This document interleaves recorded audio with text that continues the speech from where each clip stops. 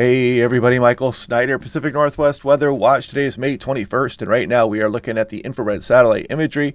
Taking a look here at the Pacific Northwest, you see our next system off the coastline there. It's just a little guy, he's spinning out there, almost like a little cinnamon bun with a cloud shield out in front of it. That's going to be approaching the coastline here as we go through the day today, tomorrow, and then we'll take a look at the details from that system. We'll take a look at the next potential bigger weather maker here as we go on in through Sunday night into Monday. We're going to have a trough dig down off the coastline there, spread some precipitation back across the region. There will be some thunderstorm potential for some areas. We'll take a look at the latest on that and the extended forecast as always. Take a look at lightning strikes over the last 24 hours. Looks like down towards Olympia, just off to the east there. Some eastern Idaho, northeast of Montana, some of British Columbia getting some lightning strikes as well. Now, if you want to do it yourself, this home weather station here reports lightning activity to you, 25 miles. I've even seen it do it a little bit further than that, but I have two of these stations I'm testing at my residence right now, and they are very fun, and for the price, you cannot beat it. Click on the link down below to save 10% off. Taking a look across the region, fairly chilly some areas, some eastern Oregon, there's some 30s showing up there, and Seattle just up into the upper 40s. I think Tillamook was showing up at somewhere around 41 degrees here this morning, so yeah, some chilly temperatures out there. Mullen Pass at 32 degrees as well. Spokane only 41. And you can see the residual showers kind of moving around there. I'll zoom in a little bit on that here. Not much to write home about, but still keeping some clouds around this morning. Looks like some light rain actually being reported at Quileute at 43 degrees. Now, taking a look here at the Patreon page, if you want to go there, you can join this and send me your weather images if you would like. It's free to do so, and you can support the channel here on the Patreon page as well. That link is also down below. So, thunderstorm outlook today, you can see just clipping some of the northeast portions of Washington, some of Idaho and Montana there as well. Day 2, some of northeast Oregon, Idaho and Montana, Yellowstone out there maybe. But again, as we go through Sunday into Monday, we're going to have a more widespread thunderstorm chance coming in here, and I'll show you what I mean starting right now. First things first, there goes that system I talked about, a little cinnamon bun or a little bad boy out there rolling towards the Oregon coast. That trough swings through, and then we start to look off towards the end of the week. A little bit of a ridge starts to build there, but it's not going to last long. So this trough is digging off the coastline. That is going to bring some precipitation. We talked yesterday about that defluence aloft and negatively tilted troughs. So negatively tilted would mean that it sets up down here and it starts to bring stuff out of the south and east back up and across western portions. So right now, it doesn't look fully negatively tilted here, so it's going to be coming out of the south. So we'll be watching this over the next couple of days to see if Seattle, Portland, or Southwest BC have a thunderstorm chance out of this. And I'll show you the latest on that here in a moment. But you can see that trough kind of dropping down across the west coast as we go towards the end of the run. More on that here in a moment. Now, taking a look at where we are right now. Again, the residual showers across the area. We go on in through the day today, tonight. We start to bring that next system in there. It's not packing much of a punch. Probably better amounts across portions of Oregon versus Washington, but some of this precipitation as we go through the day Thursday looks like it's coming up towards Seattle. Just a skiff of snowfall, couple inches at most for some of the higher terrain showing up there.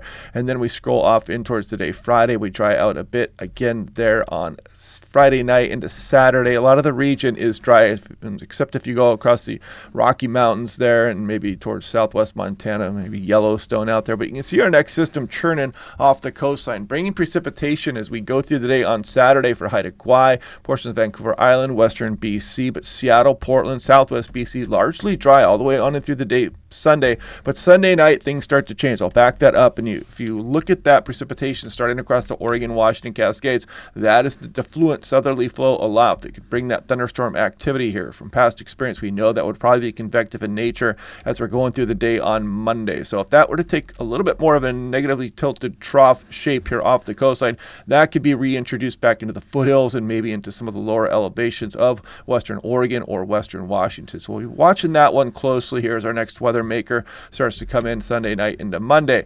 And then we will end the run right there. And I'll take a look at the extent forecast here in a moment.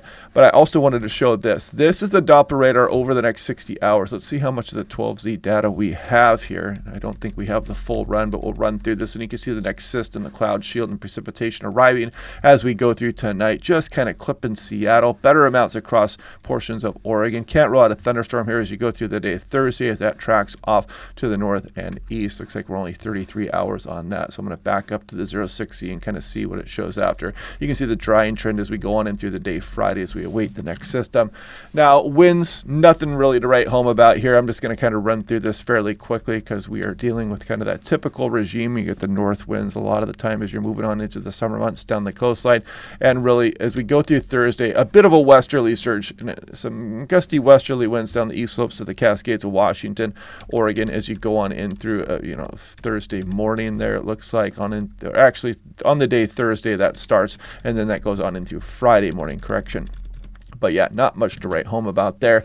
Now, looking off into the extended forecast a little bit here, you can see as we go through the day on Sunday, it looks like we're a fairly warm day on tap. Looks like some mid and upper 70s in store for Seattle. I'll show the rest of the region here in a moment. But then you can see the disagreement with some of these ensembles as we get off into the extended forecast and just how much we're going to warm up as we continue to go on into the month of May on into the early portion of June.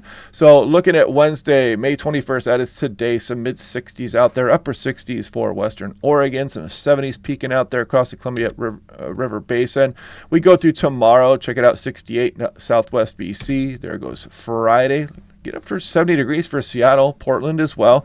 Not a bad day. Saturday, again, should be fairly dry before that next system starts to come in here. Some 80s showing up. And then Sunday, probably the pinnacle of the warmth here for Seattle, Portland, as that system's going to be right off the coastline. There's some 90s starting to show up there. Maybe the Tri-Cities hitting 90 degrees as well. And then we go through Monday. How much of that cloud cover is going to knock down these temperatures? We don't quite know just yet. We'll be watching this a few days out, and we'll continue to do so over the next few days. And then we squash in towards the end of the month, and you can see the temperatures warming up here. We are almost to meteorological summer, which starts on June 1st. Now, if we take a wider look at things here, this is the European Artificial Intelligence last night. It goes out about 15 days. There's our initial system right there as we go through the day Thursday, and then the Gulf of Alaska trough gets really established there, and we start to dig that trough out over the Pacific Ocean. That's what's going to bring that thunderstorm chance across the region. As we go through the day on Sunday, that system kind of weakens, swings through, but look at that Gulf of Alaska troughing is really ramped up here. So how much of that is going to turn into some ridge amplification downstream over the Pacific Northwest? That is a good question. You can continue to see a pinwheel out there, and then look at the end of the month. It continues to show some pretty substantial ridging here across the west coast of North America. And yeah, if you've been watching the channel, you know that means we would probably warm up, but just caution that is a ways out in the forecast, and that's a pretty robust trough out over the Gulf of Alaska. So we really have to watch the position of that to see how much of the region would actually warm up underneath that scenario. You can kind of see the ridge hang on there. A weak system passes by, then maybe redevelopment of some of that ridging and above normal heights as we go into the early portion of June, but no promises, of course.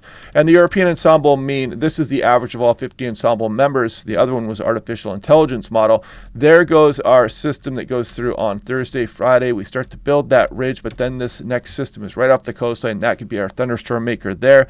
And then we continue to watch off the extended forecast. How much of a ridging signal do we get? It's pretty close because the ridge is there, but still the below normal heights not far away there across western Canada, and some of the Gulf of Alaska would continue to bring some onshore flow here. So again, a very fine line on how much we would warm up underneath this scenario as we go towards the end of the month, and then we go off into June, and you can see things really smooth out there.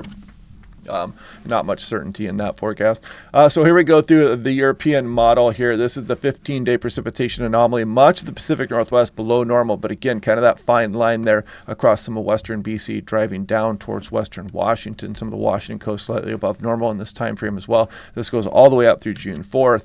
So here's yesterday's here, 6 to 10 day, got the above normal there as we go through the end of the month. And I don't know about this, so take that with a grain of salt. This was issued yesterday. We'll see if they correct that again today, because I don't know if we're going to be above normal. You saw what the European was showing versus the Climate Prediction Center as well. So anyway, glad to be back home. I may actually go back out again here this weekend, depending on how good this setup looks. But yeah, anyway, I'll try to bring my show on the road. I'll try to get some things fixed as far as my technical difficulties here today when I'm doing them on the road and from the hotels. But anyway, yeah, click like and subscribe. We will do this all again tomorrow. Hopefully you guys are having a good day, and I will talk to you guys then.